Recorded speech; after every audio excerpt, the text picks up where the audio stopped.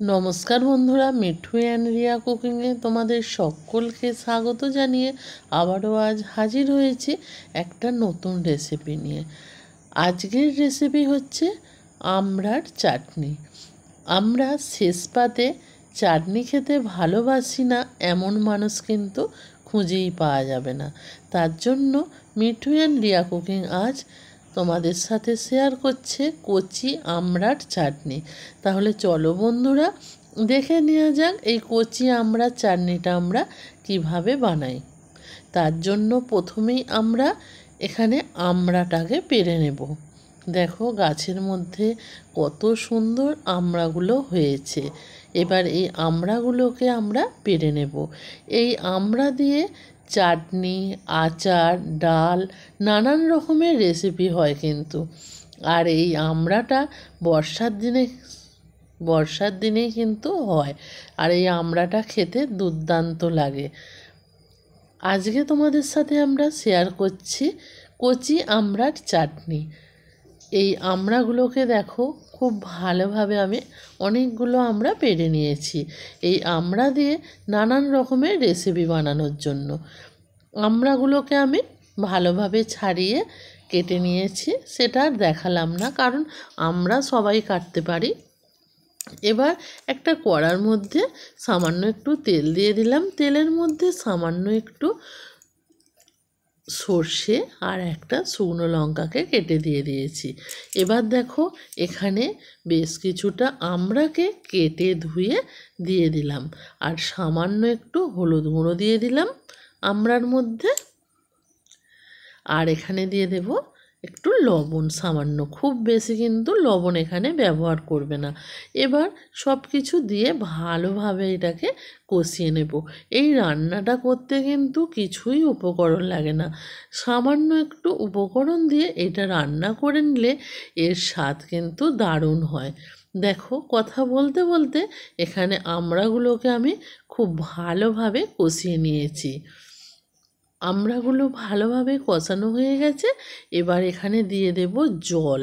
জলটা দিয়ে আমড়াটাকে ভালোভাবে জলের সাথে আমি মিক্সড করে নেব। নিয়ে আমড়াটাকে ঢাকা চাপা দিয়ে ভালোভাবে সিদ্ধ করে নেব।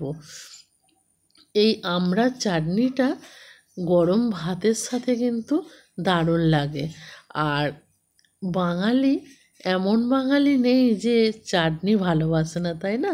তার জন্যই আজ তোমাদের সাথে এটা আমি শেয়ার করলাম। একটা সাধারণ রেসিপি, কিন্তু এই রেসিপিটা খেতে কিন্তু দুর্দান্ত হয়, তার জন্যই তোমাদের সাথে আমি শেয়ার করলাম। দেখো একটু ঢাকা দিয়ে রেখেছিলাম, এবার ঢাকা খুলে দেখাচ্ছি। দেখো আমড়াগুলো কিন্তু খুব সুন্দরভাবে আমার সিদ্ধ হয়ে গেছে। দেখো যেহেতু কচি আমড়া তার জন্য আমড়াগুলো ভালোভাবে সিদ্ধ হয়ে গেছে।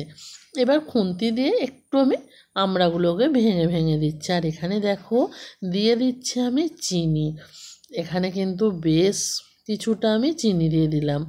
আমড়াটা যেহেতু একটু টক হয় তার জন্য চিনির পরিমাণটা একটু বেশি দিতে হবে। চিনিটা দিয়েও ভালোভাবে এটাকে ফুটিয়ে নিয়েছি।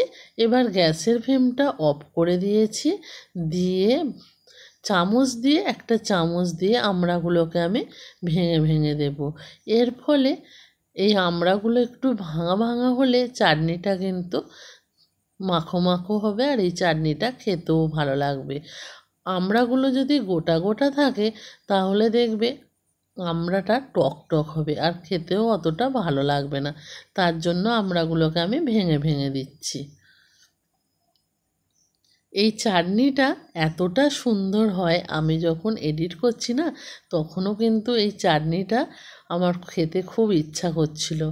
দেখো এবার এই চাটনিটাকে আমি সার্ভ করে নেব। কতটা সুন্দর লাগছে না এই চাটনিটা। এই চাটনিটা ভাতের শেষে খেতেও ভালো লাগে, কিংবা আমরা যখন কোনো ঠাকুরের ভোগ খাই, খিচুড়ি ভোগ, তখনও কিন্তু এই রকমভাবে চাটনি বানিয়ে দেয়। এই চাটনিটা খেতেও কিন্তু দারুণ লাগে। আজকের রেসিপিটা খুবই সাধারণ, তাও তোমাদেরকে বলছি বন্ধুরা, কেমন লাগলো তোমরা অবশ্যই কিন্তু কমেন্ট করে জানাবে। আর একবার হলেও এই রকমভাবে আমরা চাটনি বানিয়ে খেয়ে দেখো, তারপর আমাদেরকে কমেন্ট করে জানাবে তোমাদের কেমন লাগলো। তোমরা যদি ইউটিউব থেকে দেখে থাকো আমাদের চ্যানেলটাকে কিন্তু সাবস্ক্রাইব করে দেবে, আর ফেসবুক পেজ থেকে যদি দেখে থাকো পেজটাকে কিন্তু ফলো করবে নিত্য নতুন রেসিপিগুলো দেখার জন্য। আজকের মতো ভিডিওটা আমি এখানেই শেষ করছি। আবারও দেখা হবে পরের দিন নতুন কোনো এক ভিডিওর সাথে। ততক্ষণের জন্য টাটা।